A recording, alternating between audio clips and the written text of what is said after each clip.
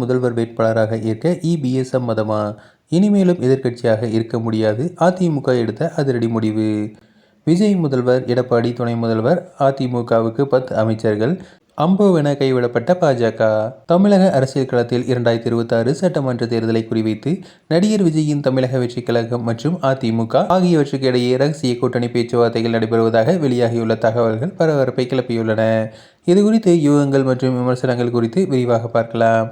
அரசியல் வட்டாரங்களில் கசிந்துள்ள உறுதிப்படுத்தப்படாத தகவலின்படி அதிமுக பொதுச் செயலாளர் எடப்பாடி பழனிசாமி தலைமையிலான தரப்பு விஜயுடன் ஒரு புதிய அரசியல் ஒப்பந்தத்தை இறுதி செய்யும் முயற்சியில் ஈடுபட்டுள்ளதாக தெரிகிறது.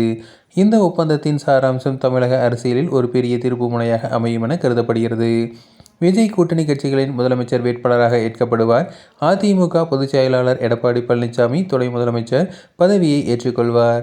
அதிமுகவுக்கு 10 முக்கிய அமைச்சர்கள் இடங்கள் ஒதுக்கப்படலாம். இத்தகைய யூகங்கள் எழுந்தபோதிலும் அதிமுகவோ அல்லது தவேகாவோ இந்த விவரங்களை அதிகாரப்பூர்வமாக உறுதிப்படுத்தப்படவில்லை.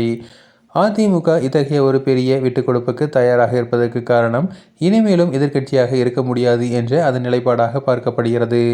எடப்பாடி பழனிசாமி அதிமுகவின் தலைமை பொறுப்பை ஏற்றதிலிருந்து இன்னும் ஒரு தேர்தலில் கூட வெற்றி பெறவில்லை. எனவே இந்த தேர்தலிலும் தோற்று எதிர்க்கட்சி வரிசையில் உட்கார நேர்ந்தால் அது கட்சிக்கு, தலைமைக்கு ஆபத்தை விளைவிக்கும் என்பதே இந்த முடிவுக்கு காரணமாக அமைந்துள்ளது. மேலும் தவேக ஆட்சி அமைத்து திமுக எதிர்க்கட்சியாக இருந்தால் அதிமுக நிலை இன்னும் மோசமாகிவிடும் என பார்க்கப்படுகிறது.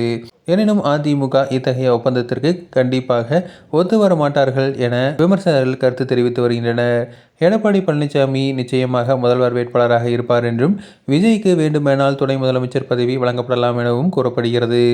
எது எப்படியே இருந்தாலும் கூட்டணி உறுதி செய்யும் தருவாயில் முதலமைச்சர் வேட்பாளர் யார் என்பது பற்றி தகவல் வெளியாகும். அதுவரை நாம் பொறுத்திருந்து பார்க்கலாம்.